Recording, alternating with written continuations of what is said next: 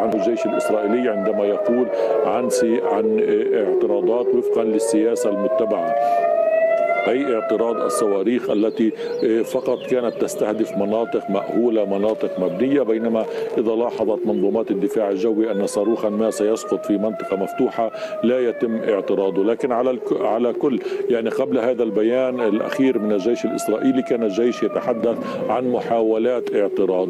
لا ندري لغاية الآن إلى أي درجة نجحت محاولات الاعتراض هذه، لكن كما يقول الجيش الإسرائيلي اعترض صاروخين، وهو يقول بأنه ضرب المنصة التي أطلقت هذه الصواريخ.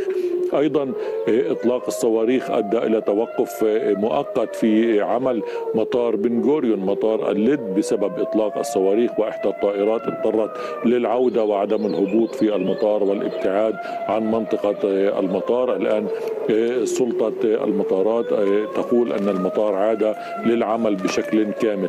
لكن على العموم هذا الاستهداف ليس الأول اليوم